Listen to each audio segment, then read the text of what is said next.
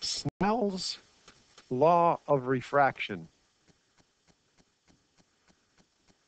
Mr. Snell was the, or Snell, I think is the way you pronounce it with, I think he was a German guy or something like that, Austrian, and that's how they pronounce SN, Snell. Law of refraction. So what we're going to do today, we've already talked a little bit about what refraction is in the previous lesson. We're going to look at how we can actually do some numerical calculations to actually figure out what the angles and bending would be. How much bending is there, in other words. Okay, so to do this, the first thing I'm going to do is do a quick review of what sine and cosine are. These are mathematical relationships, and you learned about them in grade 10 math, but just to make sure that everybody understands basically what they do, they're simply mathematical functions, right? And I don't know, maybe we'll take a minute and talk about mathematical functions because it's kind of interesting. What is a mathematical function, right? You hear about that in math class, you know, a function and weird stuff. Well, basically what math functions are is a magical box. And so watch, if I take a 2 and I put it in the box, and then it goes and out pops a 4. Huh? That's cool. So then I take another number, like a 12, and I put it into the box, and the box goes and out pops a 24. And I'm like, wow, this is really cool. So I put one more number in just for fun. Let's put in 107. I pop it into the box, and the box goes and out pops 214. Right? And so what we say is that this magical box, we can kind of see what it's doing, right? It's making every number I put in, and it's doubling it. So what we write is this. We write the number you get out is simply 2 times the number you put in. Y equals 2x. So x's are the numbers we put in, and y's are the numbers that pop out. And we call it a function. And of course, the function can be simple, like this one, or it can be very difficult and complicated, right? Just to do a couple more examples to give you an idea of this before let's do a couple other numbers and see what happens, right? Let's take the number 2 here and pop it in, and then what comes out is 11. Right? And then I put another number. Let's put the number 4 in here, and out pops 15. Okay. Oh no, sorry, not 15. My mistake. Whoops. I got to remember in my head what I'm doing here. 17, sorry. And then we'll put in a number 20. And out pops the number 65. Well, what is this magic box doing? Well, I'm putting in numbers. The number that comes out is, in this case, oops, what am I doing back? Is 3 times the number I put in plus 5. 3 times 2 is 6, and 5 is 11. 3 times 4 is 12, and 5 is 17. 3 times 20 is 60 plus 5. So that's a more complicated magic box. Sine and cosine are really cool magic boxes because here's what they do. They have to do with triangles, right angle triangles. Okay, so if we take let's say we take a line that's going on some angle like this, and to show it's going on an angle, I will just go there. There's a line going on an angle. Well, what we can do is we can describe 2 parts of this line. We can describe how much it goes sideways and how much it goes up and down. Like, you know, like turning the 2 knobs of an Etch-a-Sketch. Remember that toy? You turn them and you make the line. And the way we can describe these red lines is by looking at whatever the angle is here, right? So if this is our line over here, let's say this black line is 5. Well, there's a function that will use the ratios of the sides of the triangle to figure out how much the uppy-downy red line is. And it's called the sine function. And so what happens is, over here, this red side will be the original 5, but we apply the sine function, which is sine of the angle, and that tells us how much is the uppy-downy side. So sine tells us about how much of an angle is up and down. And then, of course, the other side is the cosine side, right? Cosine tells us how much of it is sideways. And that's really what these little magic boxes can do for us. They can do a few other things too, but that's the basic idea. And in physics, we use this a lot. And of course, what we're learning now with refraction is an application of physics, right? So you'll notice, if you remember from your grade 10, sine is opposite over hypotenuse, right? It goes with the opposite, and it's opposite the angle, see? And here cos is adjacent. It's adjacent over hypotenuse. So what we're going to do is we're going to use the sine function, but all you need to know for today is that it's a magic function. You put numbers in, and it does this job. Now you might ask, why do we want to know this uppy-downy part? Well, in physics, it's very important to know these things. That's all I'm going to say for now. It's very important to know how much of something is uppy-downy and how much is lefty-righty. And that's what these little boxes do for us. So there's a quick introduction as we start to use Snell's Law. So let's draw our picture again, just to refer to it. And of course, we had our normal line. I'll draw it right down the middle there. And we'll draw a nice ray of light coming in here. I'll draw it in black. Here it comes. Boom, right there. Actually, I wanted that to be a bit thicker. So maybe I'll go there and see if I can't thicken that up. Oh, that's really thick now. And we know that part of this light is going to reflect over here, but we're not going to be looking at that guy today. We're going to be more concerned with the ray of light that I'll draw in green here that goes through the boundary and bends. And we're going to bend it this way first, like that. Okay? You can see that it's bent because if I just put a little dash here to show this is where this line would have been going, right? This incident ray here, this incoming light ray, it would have gone straight if not for that boundary. And we'll also write on here that this, let's use the air and water. And now we know that we can describe N for air. Do you remember from yesterday or from our last lesson? It's 1.000 something, but it's so close to 1 that we can basically just call it 1, right? And then water, the N for water was about 1.33, right? So it slows down light, which is why the light bends when it goes into the water. All right, if we look up here, we have our old friend, the angle of incidence, the angle of the incoming light. Now, instead of using an I and an R, I'm going to change it to numbers because, remember, the reflected and the refracted angle are both R's. So it's confusing if we use R. So I'm going to call this theta 1, which would be the incoming, kind of like the first part of the scenario. And then down below here, there's an angle right here, which is a different theta. So I'm going to call it theta 2. In physics, we often use little tiny letters called subscripts to differentiate between different values of a variable, right? So they both are called theta, but they're very different. They're not the same number. So we use little license plates to keep track of who's who. Okay. Now, there's a very interesting relationship between these angles that Snell discovered. All right? He discovered that. Let me just go right about here. I'm trying to include everything on the page so you can see it there. That's pretty good. He discovered that if you take the value of N for the air, okay, so now watch this. I'm going to add another little license plate over here. The incident light is in the air, right? It's coming in the air. You can tell by the direction of the arrows.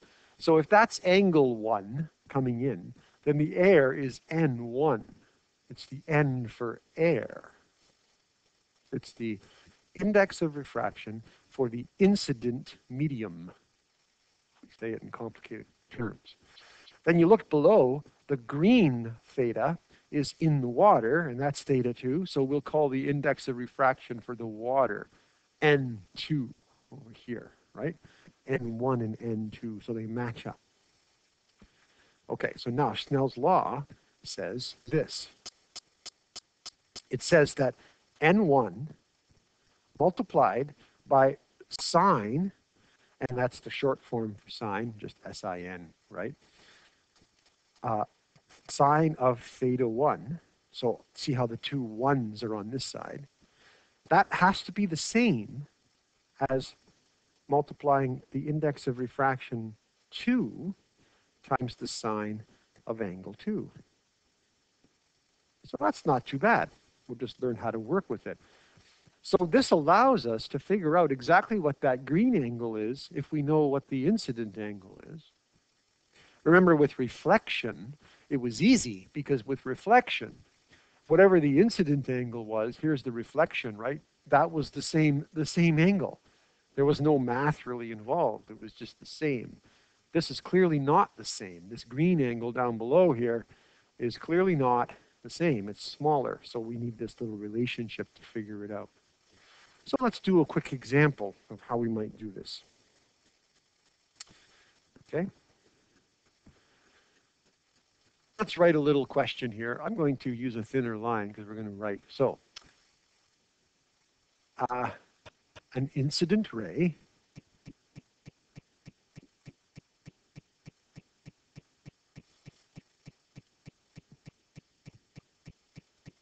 strikes the boundary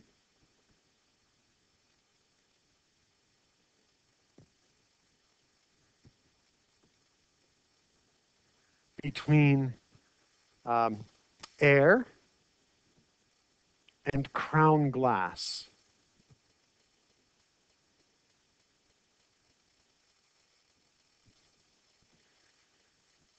Let's add at an angle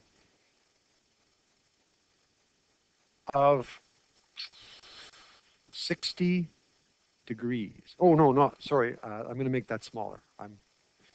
Let's make it 30 degrees. 30 degrees. Because that's the angle from the normal, right?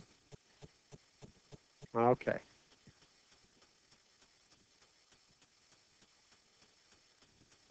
What is the angle of refraction? Lots of wordiness here in the crown glass. So part of the problem is making sure you know which side is which. The ones go with the incident side, where the incident light is. And the twos go with the other side, where the refraction is. So when you read this, I better put a question mark there. When you read this, that last sentence is kind of telling you where the refraction angle is. It says, what is the angle of refraction in the crown glass? Which means that's the bendy part, the green part of our picture from before. And so obviously then the incident ray must be in the air coming in. So you can kind of tell from the question, but make sure you figure that out. Don't just go drawing pictures really quick, because if you get them mixed up, you're in trouble. Okay, so what you do is you can draw a quick sketch just to help you. The sketch really isn't necessary if you can think of it all in your head, but a sketch is always a good idea, right? So here's our little incident ray going in. Well, maybe I'll put the arrow back there so it's out of the way. Hang on. There we go. Incident ray. Let's quickly draw the normal really fast.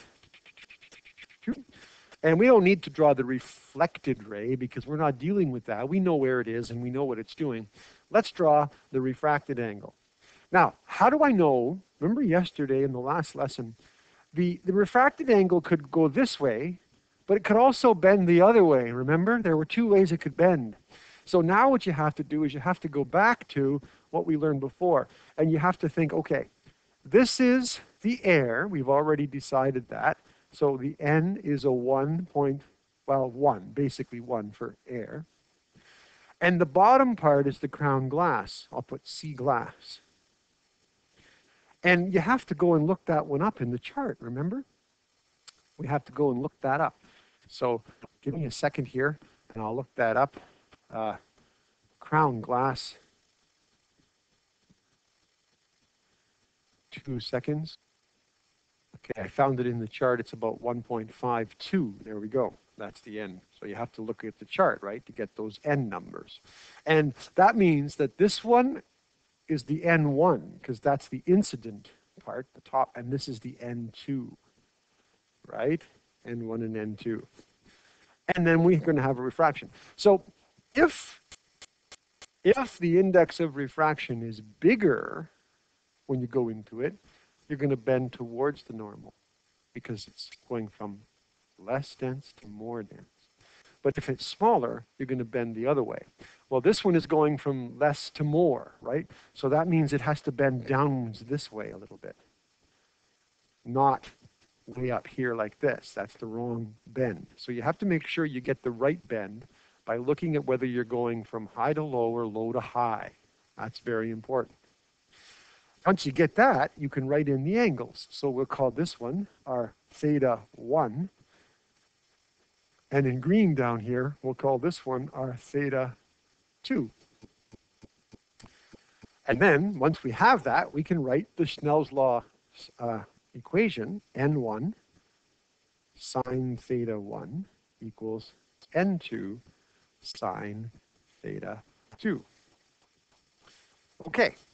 Now, if we go back to the question, let's see what numbers we have to work with. They told us the incident ray is coming at an angle of 30 degrees. That's the incident angle, so that's theta 1, right? So we can add to our sort of list of information over here, theta 1 is 30 degrees. We know that from the question. So now we can put these three things into the mathematical equation and solve, right? We can let it do its business. So I'll jump down a little bit. Let's keep our numbers there. I'm going to use a finer line. Okay, so what's N1? Well, over there, it's a 1. So I replace it with a 1. Then we have sine theta 1. So what I write is sine, and what's theta 1? It's 30 degrees. So I put 30 degrees for that one.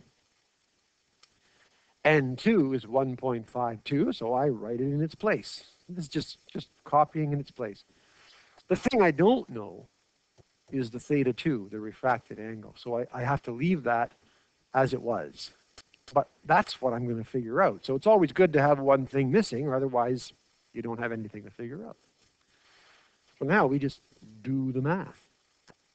So luckily, our calculators have a little sign button. So if we have angles, we can push sign in the angle and get the answer.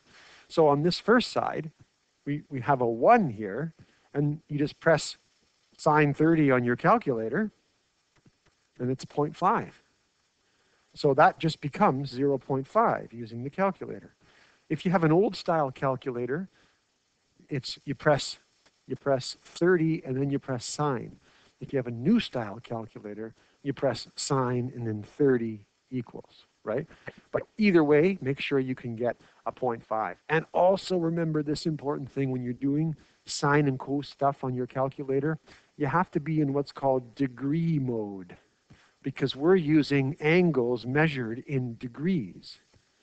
So it should say DEG or D somewhere on your screen, right? If it doesn't, if it says G or grad, or if it says R or rad, you have to change it to D, DEG.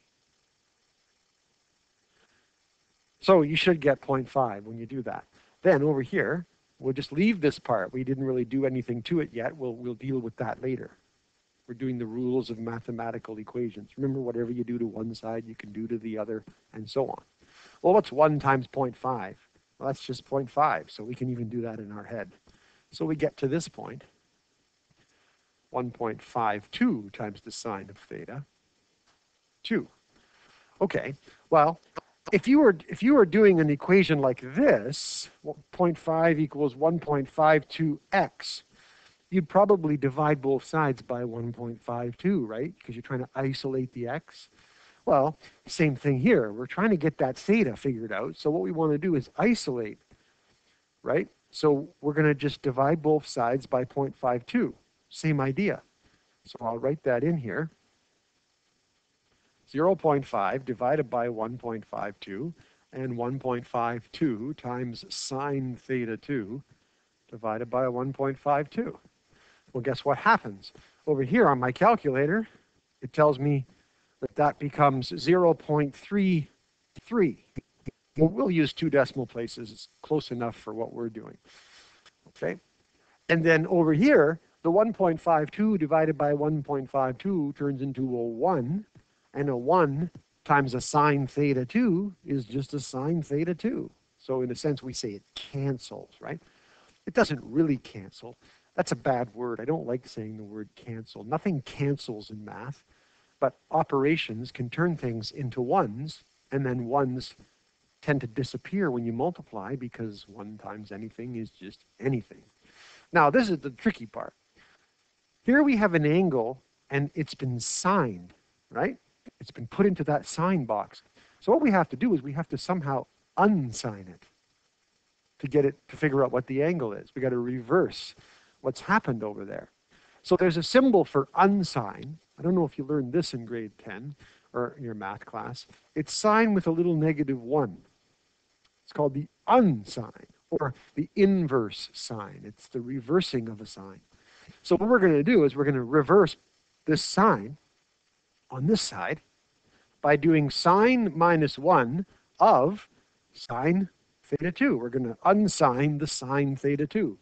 But of course, we have to do the same thing to both sides. That's the rule. So that means I have to unsign the other side as well. Unsign, inverse sign. Now, your calculator has a way of doing this as well.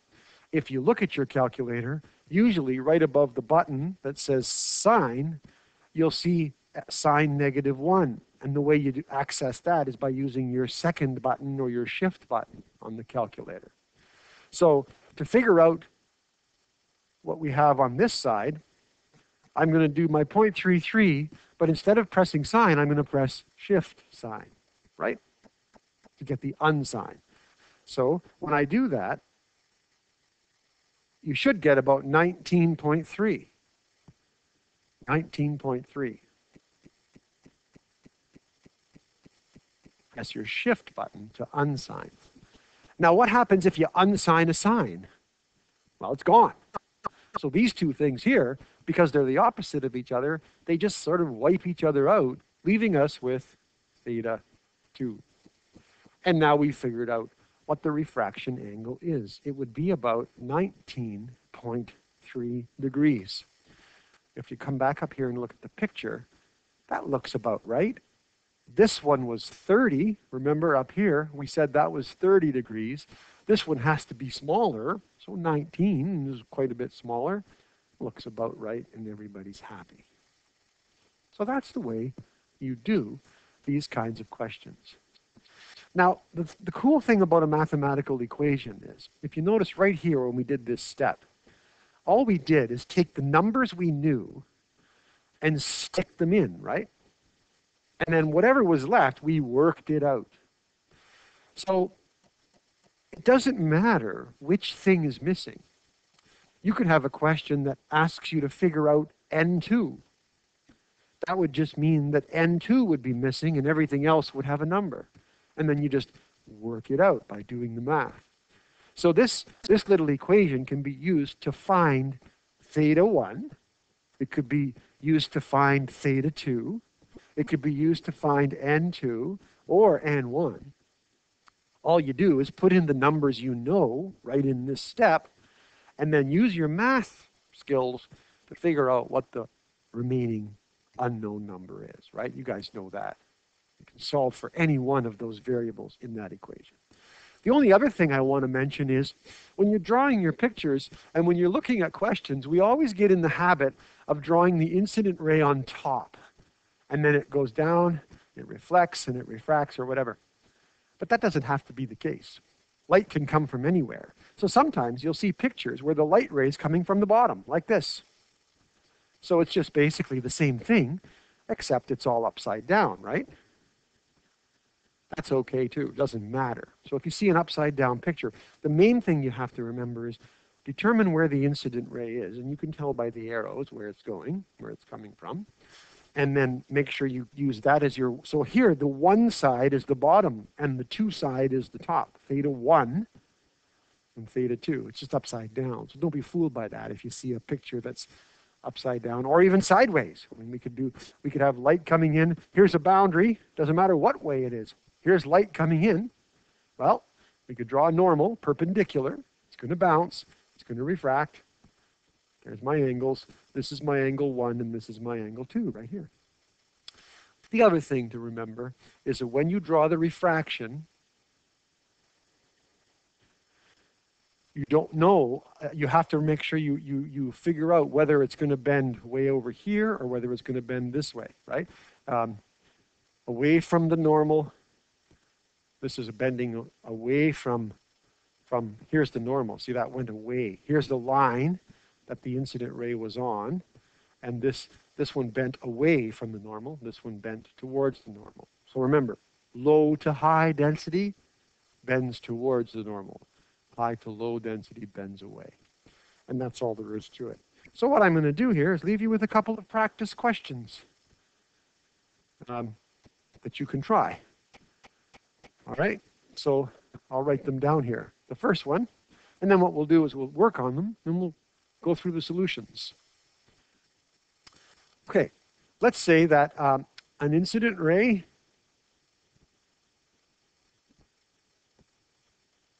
at an angle of 20 degrees refracts at an angle of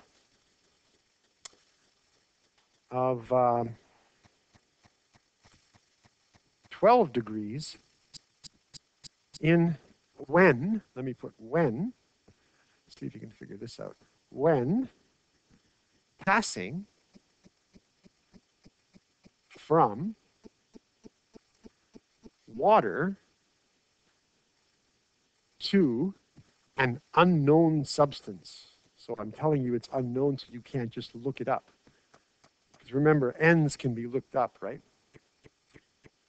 What is the index of refraction